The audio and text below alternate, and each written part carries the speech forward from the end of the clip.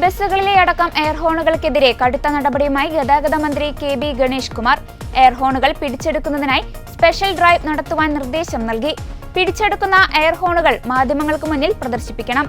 ഇതിനുശേഷം road roller കയറ്റി air ഹോണുകൾ നശിപ്പിക്കണമെന്നുമാണ് ഉത്തരവിലുള്ളത്. വിവിധ ജില്ലകളിൽ എയർ ഹോൺ ഉപയോഗം വ്യാപകമാണെന്നും ഉദ്യോഗസ്ഥർ സ്പെഷ്യൽ ഡ്രൈവിലൂടെ പരിശോധന നടത്തി കർശന നടപടി സ്വീകരിക്കണമെന്നുമാണ് മന്ത്രിയുടെ നിർദ്ദേശം. വാഹനങ്ങളിലെ എയർ ഹോൺ പിടിച്ചെടുക്കാൻ ഈ മാസം 13 മുതൽ 19 വരെയാണ് സ്പെഷ്യൽ ഡ്രൈവിന് ഗതാഗത മന്ത്രി KB ഗണേഷ് കുമാർ നിർദ്ദേശം നൽകിയത്. കഴിഞ്ഞ ദിവസം കോതമംഗലത്ത് മന്ത്രിയുടെ പ്രസംഗത്തിനിടെ എയർ ഹോൺ മുഴക്കി വാഹനം എത്തിയത് വിവാദമായിരുന്നു. ബസ് സ്റ്റാൻഡിലേക്ക് ഹോണടിച്ച് അമിത വേഗത്തിൽ കയറി വന്ന ഡ്രൈവർക്കെതിരെ നടപടിയെടുക്കാൻ മന്ത്രി നിർദ്ദേശിച്ചിരുന്നു.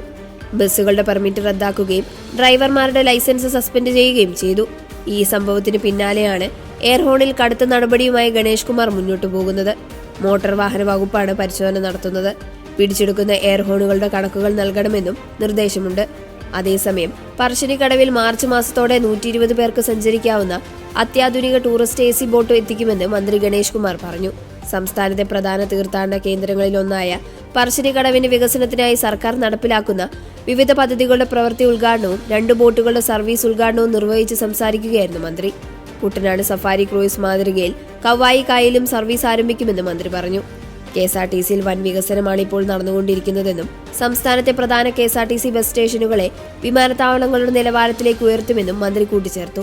100 പേർക്ക് യാത്ര ചെയ്യാവുന്നതും അന്താരാഷ്ട്ര സുരക്ഷാ മാനദണ്ഡങ്ങൾ പാലിച്ച് നിർമ്മിച്ചിട്ടുള്ളതുമായ കാറ്റ മറൈൻ ബോട്ടും 77 യാത്രക്കാർക്ക് സഞ്ചരിക്കാവുന്ന S25 അപ്പർ ഡെക്ക് ബോട്ടുമാണ് മന്ത്രി ഉദ്ഘാടനം ചെയ്തത്. തുടർന്ന് ബോട്ട് യാത്രയും നടത്തിയിരുന്നു.